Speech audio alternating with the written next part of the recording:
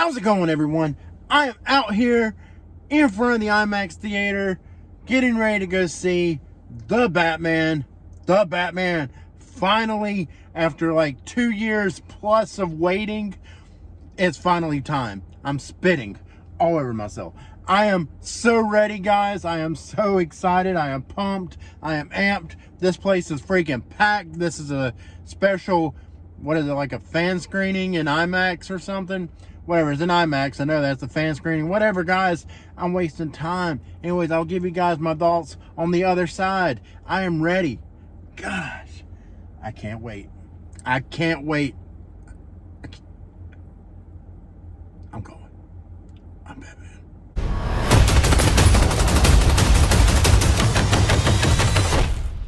I'm vengeance. I am out of the theater. I just got out from seeing The Batman. This is not the most flattering of angles. I know, whatever you see, everything, but whatever. So, all right, guys.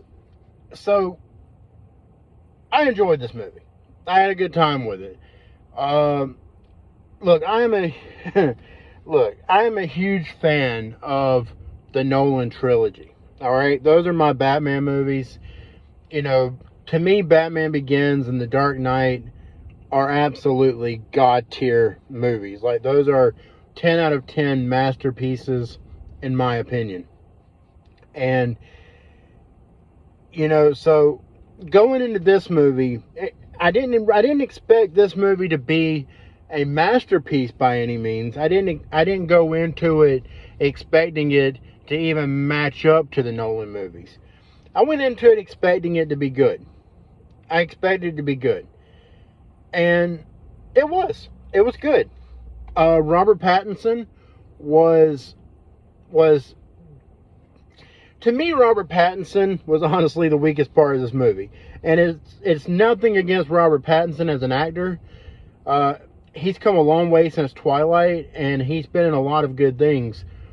I just don't necessarily care too much for this version of Bruce Wayne. And I think this version of Batman, while I'll just say it's okay. This version of Batman is okay. I don't dislike this version of Batman. But this version of Bruce Wayne, I'm not keen on. I'm not crazy about it.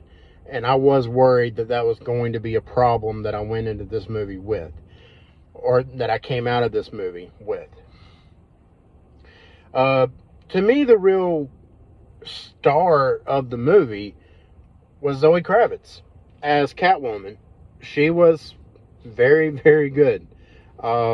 She was very, very, very engaging. Definitely so much more engaging than Robert Pattinson was as Batman. And I gotta say that Colin Farrell as the Penguin, he was good. He was good. I liked him. And Paul Dano as the Riddler, good. Jeffrey Wright as Commissioner Gordon, I liked a lot. I liked him a lot more than I thought I would. And that was mainly because I'm not familiar with Jeffrey Wright as an actor. So, and I gotta say that from a storyline perspective, I thought this movie had a good story. I think Matt Reeves, the director / writer, I think he did a very good job of setting up this universe with this movie. So Gotham also is awesome. I love the way Gotham is presented in this movie. And the Batmobile is freaking awesome. That chase scene that you see a little bit of in the trailer is freaking epic. It is the best Batmobile chase scene I have seen. It was awesome. That car is it's the business. All right, I love that car. There is some good action. There is some very good action in this movie. Not as much as I hoped there was going to be. and the action that's in it isn't as good as I hoped it was going to be. But it's good. It's good. And really, the only negative that I have for this movie is the runtime. I think it's too long of a movie, to be honest with you. It didn't need to be almost 3 hours long. It didn't need to be that long. But it is what it is. It was just too much. I think they could have trimmed it down some, and it would have been just fine. And this version could have been released as like a director's cut or something, and it would have just been better. But that's just my opinion. Some of you that have seen this movie may feel differently. And look, I'm all for, you know, as a big like fan of the Snyderverse and, you know, those movies, you know, especially Zack Snyder's Justice League, you know, artist integrity is a big deal. You know, I don't like it when directors' visions are messed with. So if this is the vision that Matt Reeves had, and, you know, then great. I'm glad he got to release it. And, you know, I was telling the people that I went to see this movie with, my friends, I was telling them that I don't believe this is a very rewatchable movie. And that's mainly because of the runtime. The runtime and the fact that this movie it's a slow burn. It really is. It's a slow burn Batman movie. It's very, very much character driven. And in some ways also it's a deconstruction of the Batman character, which I don't have a problem with. You know, I'm all for different versions of a character. But yeah, I mean, I feel like the heart of the character is still there.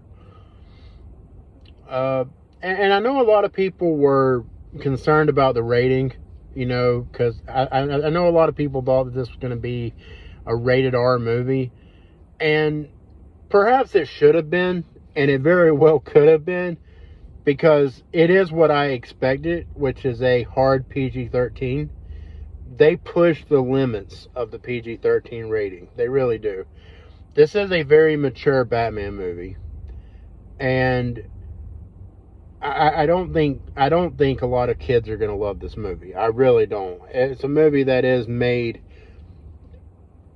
with the adults in mind, the people that have grown up with this character, and that's really why they should have just went ahead and rated R. But I understand from a business perspective, they were like, you know, the parents should feel good about letting their kids in, you know, to see it, you know, and whatever, you know, make it a family night or whatever, and, you know, get more money for the box office. But anyways, so I mean, that's really all I got. I mean, it's a solid movie. I'd give it like a 7.5, 8 out of 10. I really wanted to love this movie. I really, really did. But I just didn't. I didn't love it. But I enjoyed it. I had a good time with it. I'm glad to have seen it. And I look forward to seeing what they do in the future. But anyways, guys, if you like this video, do like, share, and subscribe. And until next time, I'm Blake, and this has been Rambling Movie Takes. Y'all have a good one.